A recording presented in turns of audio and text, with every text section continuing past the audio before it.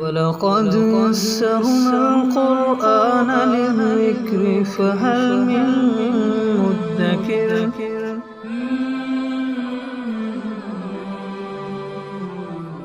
سورہ آل عمران آیت نمبر 193۔ اعوذ باللہ من الشیطان الرجیم، بسم اللہ الرحمن الرحیم۔ ربنا اننا سمعنا منادیا ینادی للایمان ان آمنوا بربکم فآمنا ربنا فاغفر لنا ذنوبنا وکفر عنا سیئاتنا وتوفنا مع الابرار۔ سابقہ آیات سے ایمان والوں کی کچھ درخواستیں، کچھ دعائیں وہ شروع ہوئی تھی، تو آج جو آیت مبارکہ ہم پڑھ رہے ہیں اس کا ترجمہ کر لیتے ہیں۔ ربنا اننا سمعنا، اے ہمارے رب یقیناً ہم نے سنا، منادین ایک اعلان کرنے والے کو، آپ کے ایک رسول کو، ینادی للایمان جو ایمان کی ندا لگا رہا تھا، ان آمنوا بربکم فآمنا، یہ کہ تم لوگ اپنے رب پر ایمان لاؤ، تو پھر ہم ایمان لے آئے۔ اب براہ راست تو حضرات صحابہ کرام نے نبی پاک صلی اللہ علیہ وسلم کو سنا ہے، دیکھا ہے، اور آواز لگاتے ہوئے ان کی آواز پر لبیک کہا، اور ہم نے براہ راست تو نہیں کہا، لیکن واسطے کے ساتھ ہم تک یہ بات پہنچی کہ حضرت محمد صلی اللہ علیہ وسلم اللہ کے رسول ہیں اور انہوں نے اللہ پر ایمان لانے کی دعوت دی، تو ہم نے بھی اس دعوت کو قبول کر لی، تو ہم بھی اس دعا کے اندر شامل ہیں۔ تو ربنا فاغفر لنا، اے ہمارے رب ہمیں بخش دیجئے، فاغفر لنا ذنوبنا، ہمارے گناہوں کو بخش دیجئے، وکفر عنا سیئاتنا، اور ہم سے ہماری برائیوں کو دور کر دیجئے، یعنی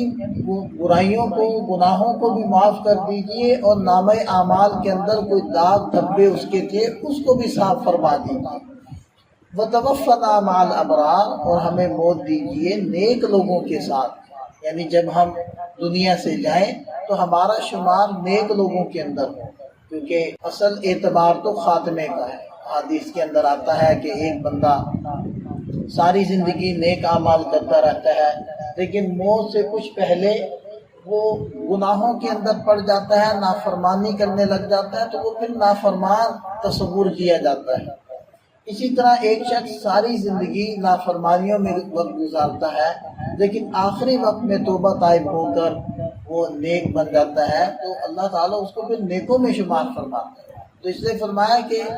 اعتبار خاتمے کا ہوتا ہے، آخری وقت کا ہوتا ہے، اس لیے کبھی بھی انسان کو اپنی موجودہ زندگی پر، موجودہ اعمال پر، موجودہ عبادات کے اوپر دھوکے میں نہیں آنا چاہیے، اور اس کی وجہ سے متکبر اور مغرور نہیں ہونا چاہیے۔ میں تو یہ بھی کرتا ہوں، میں تو وہ بھی کرتا ہوں، میں تو تہجد بھی پڑھتا ہوں، میں تو دعائیں بھی مانگتا ہوں، میں تو ذکر تسبیح بھی کرتا ہوں۔ یہ چیزیں کبھی بھی انسان کو دھوکے میں نہ ڈالے، کیونکہ اعتبار تو خاتمے کا ہے، پتہ نہیں کس حالت میں میرا خاتمہ ہوتا ہے، کس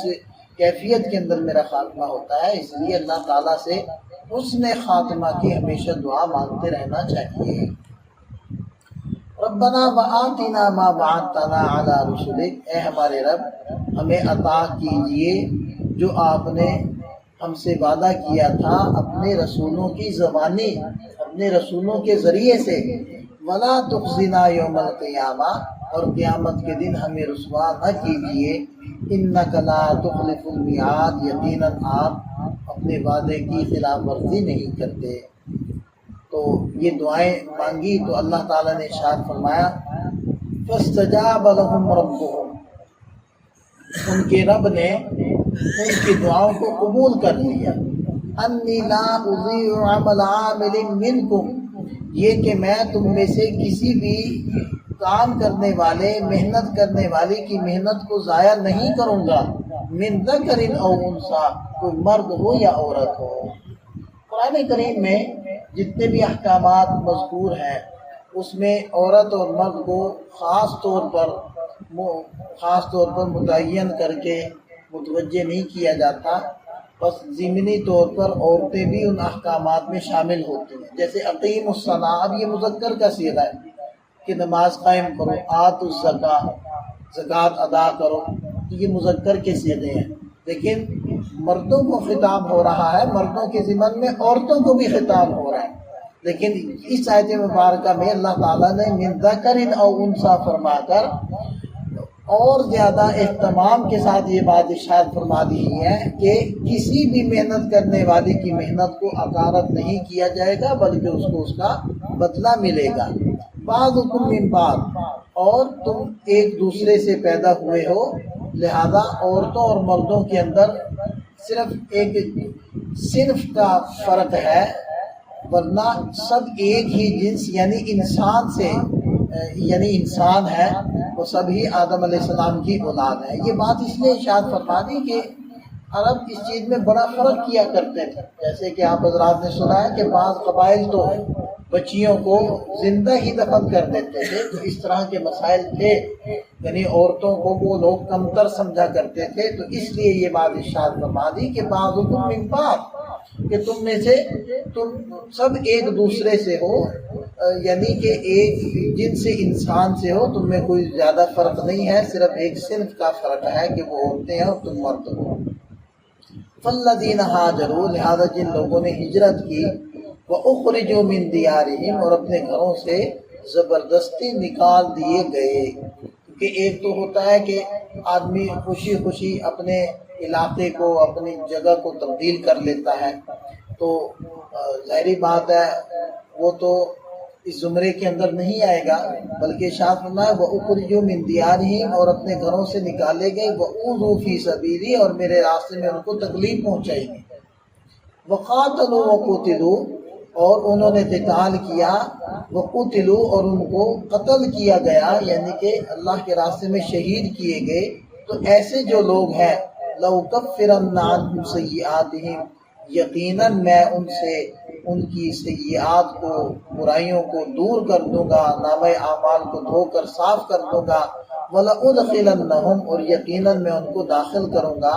جنات، ان ایسے باغات میں، تجری من تحتها الانہار، جن کے نیچے نہریں بہہ رہی ہوں گی، ثوابا من عند اللہ، یہ اللہ کی طرف سے بدلہ ہے، واللہ عندہ حسن الثواب، اور اللہ کے پاس ہی بہترین بدلہ ہے۔ اچھا بدلہ تو اللہ تعالیٰ ہی دیں گے جو باقی رہنے والا ہوگا اور بہت زیادہ ہوگا۔ اللہ تعالیٰ ہمارے حق میں بھی ان ساری دعاؤں کو قبول فرمائے اور مرتے دم تک ہمیں کلمے کے اوپر، ایمان کے اوپر ثابت قدم فرمائے۔